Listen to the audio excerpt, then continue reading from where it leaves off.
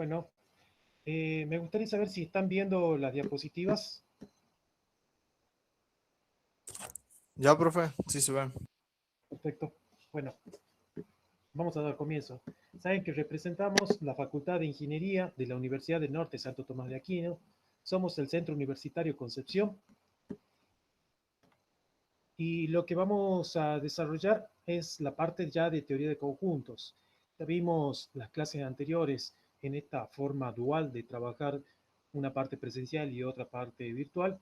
En esta parte virtual que hoy nos toca realizar, vamos a ver la parte de teoría de conjuntos, en donde vamos a distinguir tres tipos de elementos primitivos: conjunto, elemento y relación de pertenencia. Cuando hablamos de elementos primitivos, estamos hablando de elementos que no se pueden definir. Es decir, lo aceptamos así como está. Por ahí si buscamos en un diccionario qué es lo que representa o qué es lo que significa conjunto, vamos a ver que es una colección, es una reunión, es una agrupación de elementos, pero a medida que vamos buscando qué es una agrupación y qué es una colección, y todo nos llevan a través de una definición de un círculo vicioso. Eso en matemáticas en realidad se dice de que no se puede definir y lo aceptamos como un elemento primitivo. La teoría de conjunto está basada justamente a través de tres elementos primitivos: conjunto, elemento y relación de pertenencia. Si relación de pertenencia significa qué tanto pertenece o no a un conjunto, el elemento es parte de un conjunto y un conjunto una agrupación de ciertos elementos abstractos o elementos matemáticos si lo consideramos así bien específico referente al álgebra. ¿Cómo podemos definir a un conjunto? Lo podemos definir de diferentes formas. Lo podemos definir primero por extensión. Por extensión es cuando nombramos cada uno de sus elementos. Por ejemplo, allí tenemos el conjunto A que está formado por 5, 6, 7 y 8. Esa es una forma de definir a un conjunto, el cual tiene 4 elementos y va desde el 5 hasta el 8 con los números dígitos. Luego otra forma de definirlo es por comprensión. Es una forma más resumida, porque imagínense, si acá tenemos 4 elementos y quiero nombrar un conjunto que tenga mayor cantidad de elementos, por lo menos 30, 40, nombrarlo o definirlo por extensión se hace bastante tedioso. No complicado, pero sí tedioso, porque hay que listar a todos. En cambio, por comprensión, podemos formar alguna ley que permita generalizar a esos 30 elementos o a esos 50 elementos o a esa cantidad infinita de elementos en el cual los resumamos en una sola expresión. Por ejemplo, por comprensión, dando una propiedad que se cumpla para los elementos del conjunto y solo para ellos. Acá esto se lee x tal que x, esta barrita que está acá se llama tal que, x tal que x pertenece a los naturales. Y 4 es menor que x, menor que 9. Esto que dice menor acá y menor allá significa que no lo toma 4 ni que lo toma 9, sino que lo toma al siguiente. Pero ¿por qué al siguiente y no a 4,1, por ejemplo? Podríamos pensar, bueno, pero después del 4 sigue 4,001 o 4,1. No tomamos decimales porque acá estamos señalando que x pertenece a los naturales. Es decir, los naturales son los números que están formados desde el 1 en adelante. 1, 2, 3, 4, 5, 6. Así es un conjunto infinito que tiene un primer elemento que es el 1, pero no tiene un último elemento. Entonces, acá decimos de que 4 es menor que x, menor que 9. Entonces, como estamos hablando de números naturales, un número mayor que 4 es 5. El que le sigue al 5 es 6. El que sigue al 6 es 7. El que le sigue al 7 es 8. El que le sigue al 9, al 8 es el 9, pero el 9 ya no está dentro de ese conjunto. Y ya hemos nombrado todos los elementos del conjunto dado por extensión. Es decir, que por comprensión buscamos una propiedad que se cumpla para los elementos de ese conjunto y que los pueda definir en toda su extensión. Subconjuntos. A veces tenemos un conjunto y dentro de ese conjunto hay otro conjunto. Entonces, a ese primer conjunto que hemos nombrado se dice superconjunto del conjunto anterior o el segundo conjunto que hemos nombrado subconjunto del otro. Por ejemplo, si cada elemento de un conjunto B, el cual acá nosotros hemos señalado con este color, parece un color salmón, es también elemento de otro conjunto A, un conjunto A gráficamente que lo hemos marcado acá con verde. Se dice que B es subconjunto de A o que está incluido en A o que incluye B, porque todos los elementos del conjunto B están incluidos estrictamente dentro del conjunto A. ¿Qué les quiero decir? Que todo elemento de B va a ser elemento de A, pero no todo elemento de A va a ser elemento de B. Luego, la forma en la que nosotros vamos a denotarlo, acá decimos A está incluido estrictamente en B. Perdón, A está incluido o es igual a B.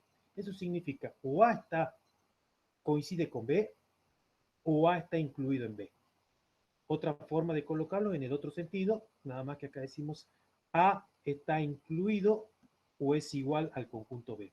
Esa rayita que aparece abajo de la inclusión significa o está incluido o son iguales.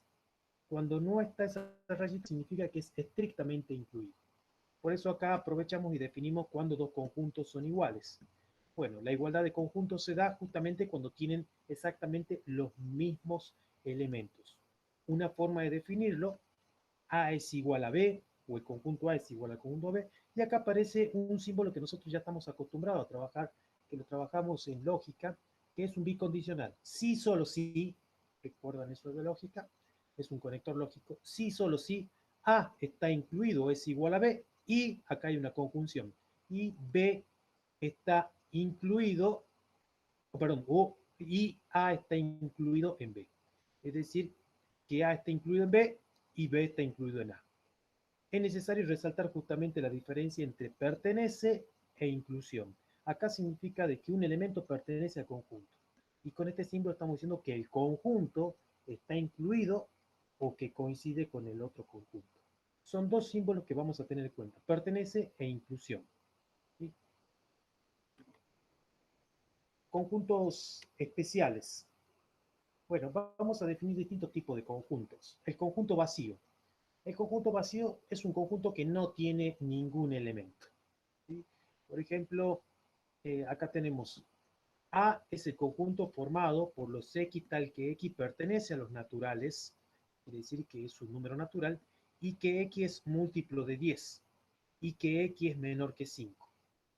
Bueno, resulta que los números que son naturales los podemos considerar 1, 2, 3, 4, 5, 6, 7, 8, 9, 10, bueno, así hasta el infinito. Los múltiplos de 10 son los que están en la tabla del 10. 10, 20, 30, 40, 50. Y además me dice de que X es menor que 5. Bueno, la pregunta sería pensar, ¿hay algún número natural que es múltiplo de 10 y que es menor que 5? Y si el menor múltiplo de 10 es 10, por lo tanto no hay ningún número. Entonces no hay ningún elemento que pueda satisfacer estas tres condiciones. Fíjense que me dice X pertenece a los naturales y está la conjunción y además X es múltiplo de 10 y X es menor que 5. Me está colocando tres condiciones asociadas a una conjunción. Quiere decir que no se cumple ni la segunda ni la tercera, porque si bien puede ser múltiplo de 10, pero no va a haber ningún número que sea menor que 5, múltiplo de 10.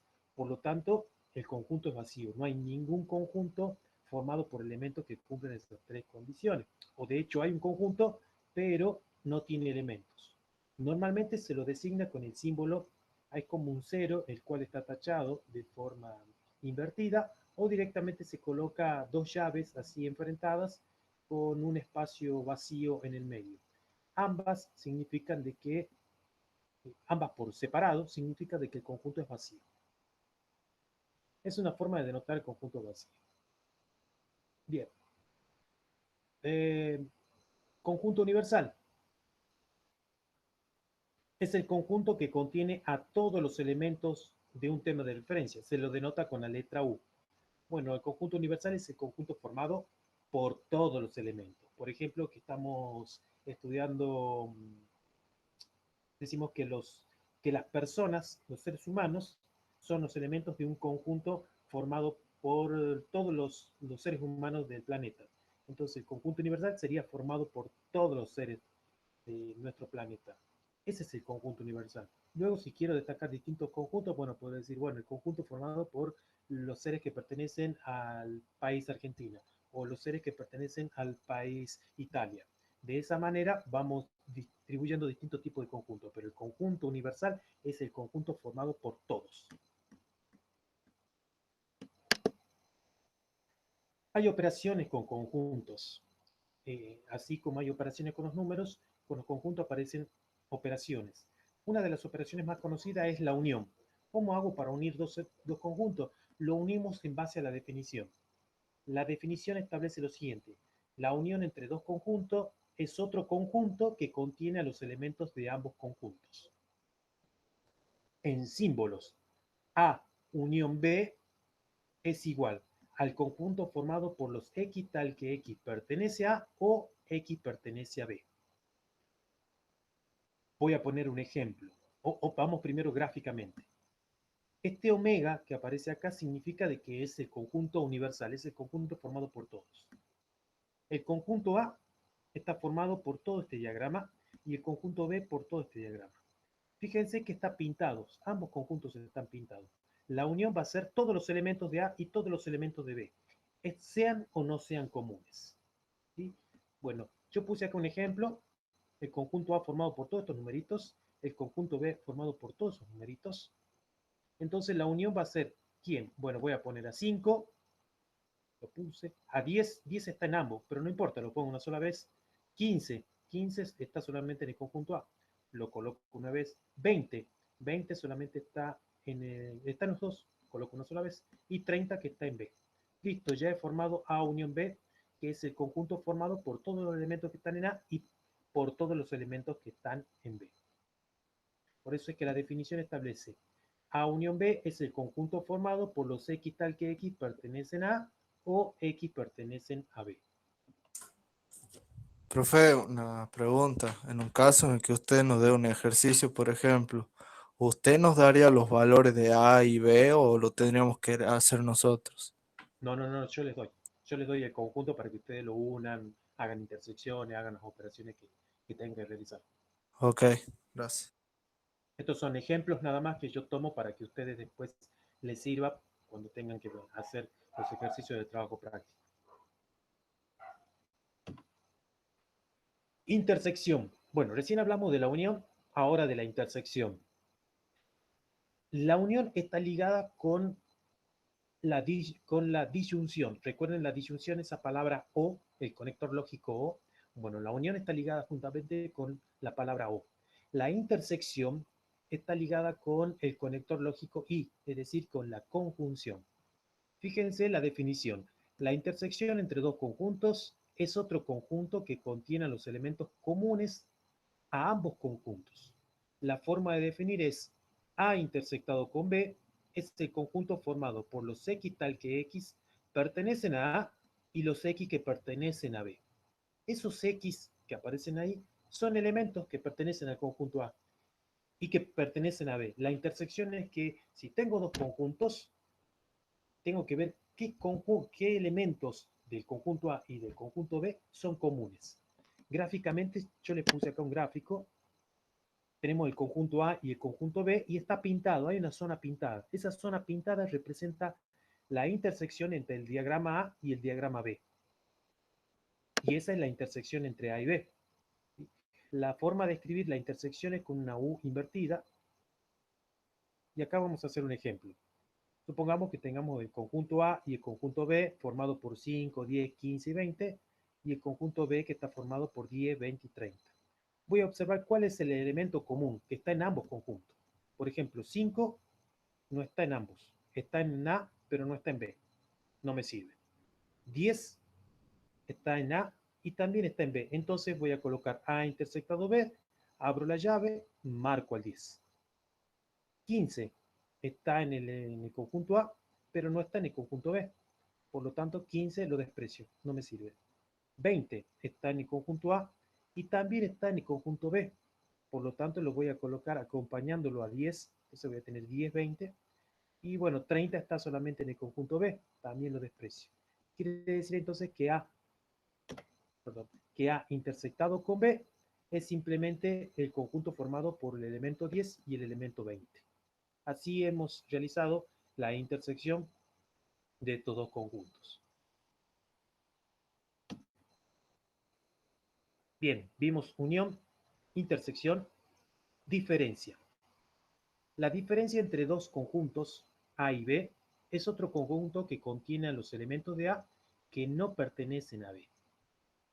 Entonces, simbólicamente, esto es lo que vamos a tener que tratar de memorizarlo un poquito o ponerlo en práctica a medida que vamos haciendo los ejercicios. Yo les voy a ir pidiendo que ustedes siempre coloquen la definición para que la recuerden. Una vez que la recuerden, van a ir interpretándola cada vez más y ya la vamos a hacer en las clases presenciales con cierto grado de comprensión para que ustedes la recuerden cada vez que la tengan que aplicar. A menos B es el conjunto formado por los X tal que X pertenecen a A y X no pertenece a B. Entonces, si al conjunto A le resto el conjunto B, me interesan los X o los elementos que pertenecen al conjunto A, pero que ya no estén en el conjunto B, es decir, que no tienen nada en común. Si vamos a ver gráficamente, yo les puse acá A menos B y es una zona pintada como de color verde, un verde agua, y el otro color como sí, una especie de color beige, y no veo mal. Entonces, a todo el conjunto A le estamos restando el conjunto B y me queda esa zona verde, agua pintada, que esa vendría a ser la diferencia entre A y menos B. Es decir, todo lo que tiene A que le ha podido quitar B, o todo lo que tiene A que no tiene B. Si vamos a hacer un ejemplo, tengo A formado por estos números, 5, 10, 15 y 20, B formado por 10, 20 y 30. Entonces, como estoy haciendo A menos B, 5 está en A, pero no está en B. Entonces 5 me sirve. 10 está en A, pero está en B. Y como lo estamos restando, lo tenemos que suprimir. 15 está en A, pero no está en B. Entonces lo puedo poner. 20 está en A, pero también está en B. Entonces lo suprimimos. Y no tengo nadie más en A. Sin embargo, está 30 en B, pero no influye porque en realidad le estamos quitando A que tenga en común con B.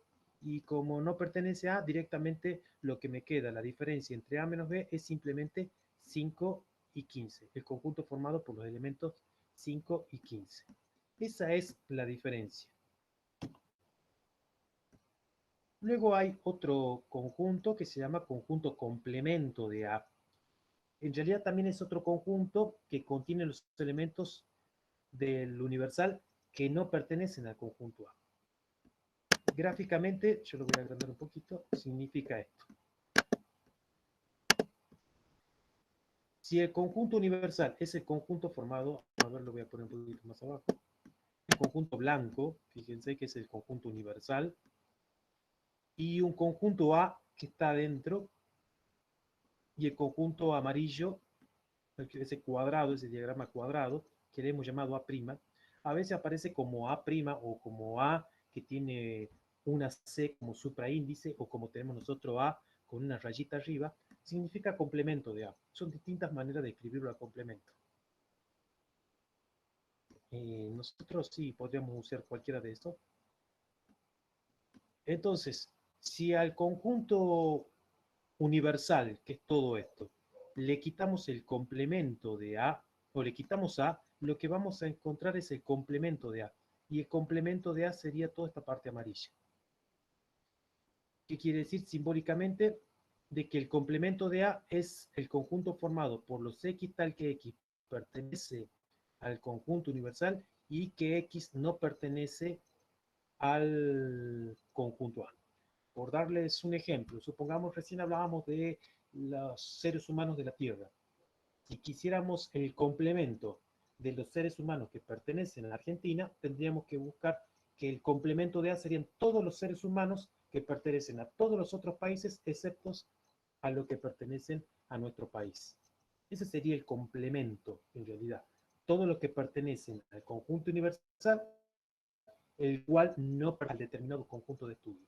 En este caso, el complemento de A es todos los elementos que pertenecen al conjunto universal, pero que no pertenecen al mismo conjunto A.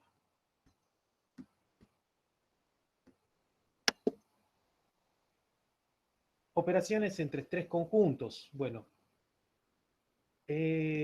acá pusimos tres operaciones entre tres conjuntos en el cual hemos marcado las intersecciones. Fíjense que tenemos un conjunto A, un B y un C, y hemos marcado la intersección entre el conjunto C, el conjunto A y el conjunto B. Luego, otra intersección entre el conjunto A y el conjunto B, y luego las intersecciones entre A, B y C, que se van dando de diferente forma. La pregunta es, para cada diagrama, piensen qué operaciones está representada.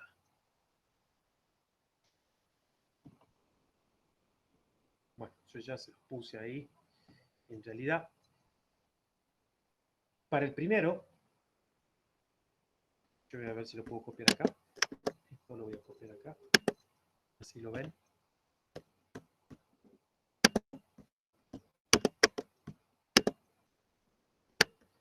Para el primero, fíjense que la operación que está representada es A intersección con B. Hay una intersección con B, que es toda esta parte, unido justamente a quién, a C, porque C es todo lo que está pintado acá. C está completo, si lo observamos, C está en su plenitud. Lo único que aparece extraño a C es la intersección entre A y B, pero simplemente la intersección a secas entre A y B. Por eso es que la primera operación es A intersectado con B unido con C. Veamos la segunda. La voy a copiar para que ustedes la vean. Y la voy a poner por acá.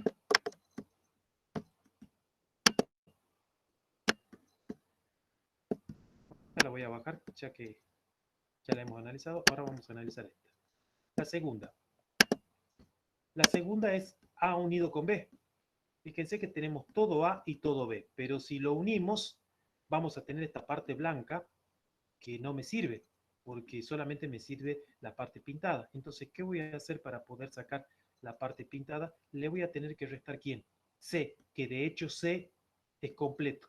Al sacarle C, lo que encontramos es justamente A unido con B menos C.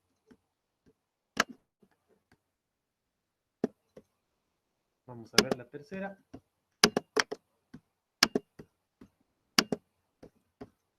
Lo voy a pegar por acá. Y la tercera por eso es un poquito más complicadita para pensarla. Por ejemplo, acá tenemos A unido con B unido con C. Fíjese que tenemos A unido con B y con C, estaría pintado todo.